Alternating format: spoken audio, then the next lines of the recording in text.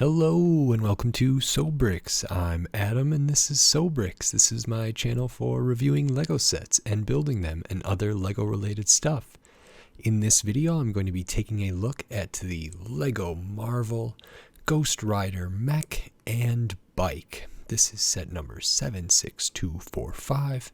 It has 264 pieces and I paid $28 for this set. Now, the retail price for this is $35, so I got it for 20% off because I price matched it to get. I was kind of wary about this set at $35, and I've brought this set up during some other videos from other sets at that price point or at this kind of piece count or different stuff. So I know I've made reference to this and about my kind of unease about whether or not it was worth $35. I thought at $28 it seemed more in line with the price to piece count. I didn't have this minifigure and I wanted to check this out, so I thought that was a good enough deal, and we'll see what I think. So in this video I'm going to open this up and put this together, and then I'll give my thoughts. So while I build, I will speed the video up and then I'll slow it back down to review this set. So until then, enjoy!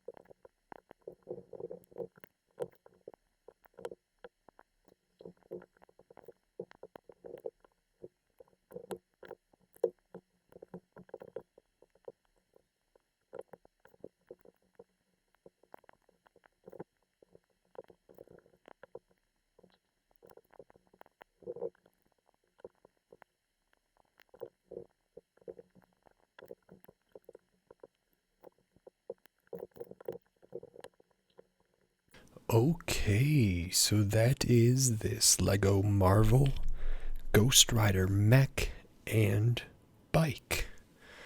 This is like a real chopper here. This is interesting. So this is the first kind of mech that I've built like this, I believe. I think they probably use these same kind of bent pieces for the elbows and knees in other mechs like Ninjago mechs. Maybe, I'm not positive, but also in the kind of somewhat recent Thanos, Rocket, and Hulk Marvel mechs, which I have been kind of curious about but wasn't sure because of the piece count and the price and the minifigures and whatever, and so this is kind of my entry into that, and it could turn out that those are better value than this one here, but out of all of them, and Ghost Rider, I think I'm more partial to Ghost Rider here. So there's a few things to look at, and the first thing we'll take a look at is the minifigure here. So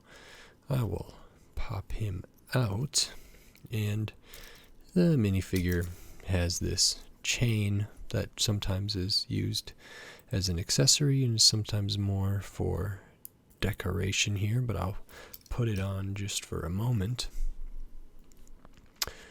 So we have the Ghost Rider minifigure, and I don't know Ghost Rider too much. There's some good stuff here. Black leather, probably biker gang, a little belt there, some chain going across his torso, almost bandolier style. Get a little bit of color popping through at the collar there. Nothing on the midsection, nothing on the legs here, nothing on the arms. If we turn around to the back, the chain continues, and that's nice. It's metallic. That's an okay print. And then this head, this print is okay. It kind of reminds me of some other skull prints that I've seen, and it's kind of got a, Dios de los Muertos kind of vibe to it, which isn't always my favorite. I maybe would have liked just a fully translucent fire head, but maybe that's not true to the comic or not true to whatever. But this hair piece, this is all dual molded, so this whole flame hair is molded onto the head. That's all one piece, which I was surprised to see, but that is very cool. Like, this is great. I wish the face was a little different and maybe a different color for the head, but this hair in this mold is really, really wonderful. And then we have our accessory here. So this is an okay minifigure. Torso's fine. Nothing on the legs, arms, hands, midsection. I wish it was a little better for a Ghost Rider. There are some things I think could be improved on. The hair is great. I think the face could be better. Would have liked maybe more going on. Maybe boots, like something coming up, and just could use a little more detail, I think, but it's okay. The next thing we can take a look at is the next thing that you build, which is the mech here. And I will put the chain back on just for some extra detail there, because otherwise it's pretty lacking. So this is the mech here, and it uses black, gray, and orange, which is fitting for Ghost Rider, I would say. Now, like I mentioned, this is kind of the first mech I've done, and maybe in this style, but maybe at all that I've ever done. And there's a couple things to say about it. The colors look nice. The size is pretty good. I think these are handy pieces. I think I would prefer a little extra articulation, but for simplicity's sake and for stability's sake, that's okay to make use of these, and they're still good stuff. This, for example, can still get the handlebars, kind of. So I think the hands are pretty good. I do like these finger pieces, and the detail around the shoulders is pretty cool. The chest piece is cool, and this whole mech kind of spot where the minifigure sits, I don't think I really have any of those, so that's very nice. The feet are too small, too thin. It's sturdy enough to stand, just looks very weird when the hands are, at least 2 studs, maybe more, and the feet are just this 1 stud wide. That could be some stability issues. I mostly just think it looks weird and tiny, and I'd like the mech to have a little more substance to it, so I would like these to be a little bit wider. There is some good, forward to backward articulation here, up and down a little bit. The chest, or like you can spin at the hips, and this folds down to sit the minifigure in there. And then we have the back. I actually liked how this came together around the hips and the back there. We have a clip coming down, which I was wondering what it was for, but that is for attaching this to the bike. And this is okay. So the minifigure, mech, pretty good. The colors are good. And I think this is about what you would expect from mechs right now, using these pieces. So I think like the Thanos rocket and Hulk ones use these as well, so they would just have different details, different colors, and maybe some different pieces, but I imagine they use the same kind of body piece up here for the torso that can open to fit the minifigure, but probably different colors in there. So this is okay. The chain, it's a fine little detail, I guess. So that's okay. And then kind of what the rest of this set is, and I might dare to say the bulk of this set, depending on which way you look at it, is the bike. So it's like a chopper, a motorcycle, and I don't know, I don't know if it has a brand. I don't think it's a Harley, but this is a very specific kind of bike with the really raised handlebars up there, that I think are kind of funny sometimes when they're really comically exaggerated a little like this. Like, so it has these really big handlebars way up in the air, and then you sit really low and lean kind of back, and you see over really long extended front to the front tire here. This tire is pretty good, spins well. I do like the translucent in there. So this is all okay. It cannot turn, so it doesn't function. It can't, like, the handlebars won't turn. This wheel won't turn. It'd be nice if it could. I think that would add a little bit, but it would take away some of the stability here. This is a print. Very happy to see that. I didn't know if that would be a sticker. There are actually no stickers in here, but that's really the only thing that would be, and it's nice to see. We get kind of a skull shape there, which is really cool. I'm surprised at how well that works, but it's kind of hard to see from every angle. But this has a little bit of play because it's just clipped on there, but nice Ghost Rider skull. And this whole assembly up here is pretty cool and comes together nicely, and I surprisingly liked these handlebars more than I thought. And we get this kind of metallic here, and the angles at which they can be positioned, they're clipped there, but then if needed, these could conceivably be rotated here a little bit to get just the right angle. Moving down from that, we use one of these shoulder pieces there, clipped on in kind of the gunmetal metallic. That's really nice, kind of an engine block piece, or a piece for a cylinder or something in there, with some telephones for detail. Very nice. There's not anything in there that moves like there is occasionally, but that's okay. Gray here, nice slope through the seat, and actually this whole bit looks really, really good to me. I suppose this is like the fuel tank cover or something like that. I think that looks really, really good. Coming down here, this is kind of the exhaust, but also where I think it's the exhaust, but it also goes to the back axle, where we get a wider tire, significantly wider than the front one, which is, I think, customary for this kind of bike, which is nice, and it spins very well, and it's got the orange rim in there instead of the gray. It would have been nice if this one was orange up here instead of just having the translucent on one side. This one at the back has translucent on one side, but the actual rim piece on the inside is orange, and I really, really like that. This whole piece here that covers the wheel is nice. It's simple, but it's effective, and when it's pushed all the way down, it does not hit the wheel because it gets stopped by this piece, so the wheel can spin freely under that. Very, very good.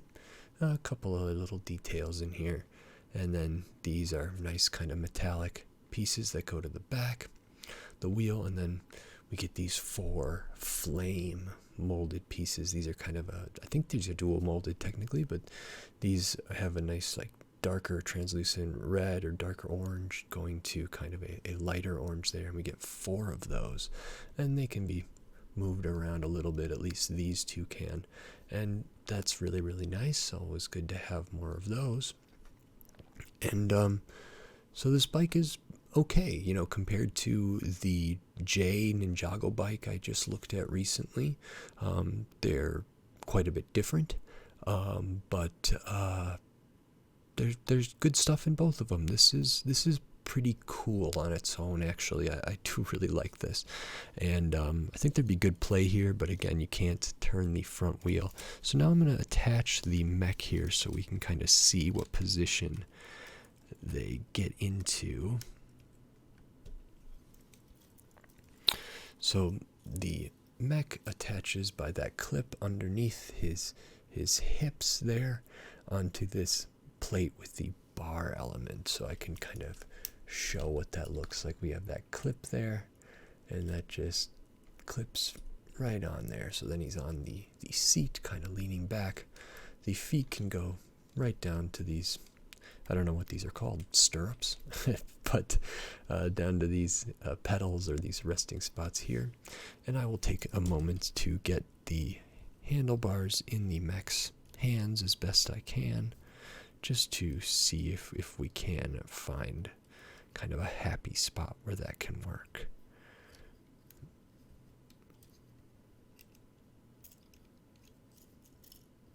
Let's see here. Not too bad. Move this arm in. Move this down a little bit.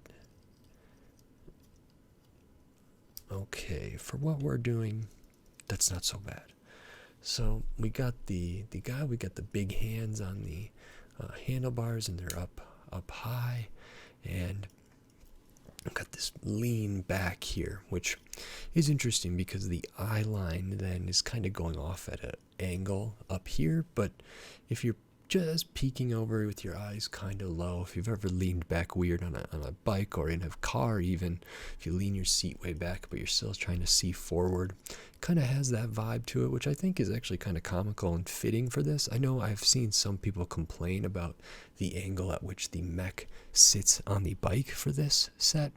I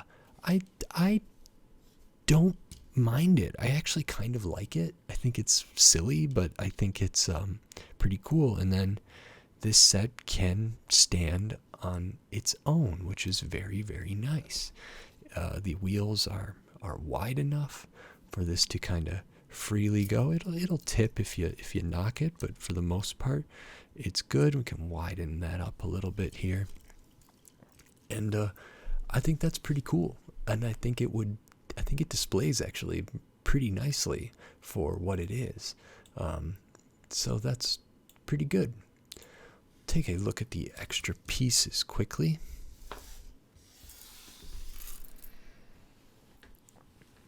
About what you would expect. Some Technic stuff, bushing, and then a couple studs and tiles. Very basic. So this set is 264 pieces and normally retails for $35. And I was kind of about that. Didn't seem great. I mean, this is bigger than I maybe thought it was, and you do get a minifigure, a mech, and a bike, which is different than just getting just a mech for $15 with a minifigure or just a bike kind of set. But for $35, I was very cautious about this. I don't know if this feels like $35 to me. At $28, we're getting closer. I think $25 would be good, and that gets you to the price per piece that we might want. But I understand that a minifigure might cost extra here, and the minifigure is okay. It's not anything too special. I like the hair. Face could be better, and the torso and legs and all that is just very mid, I think.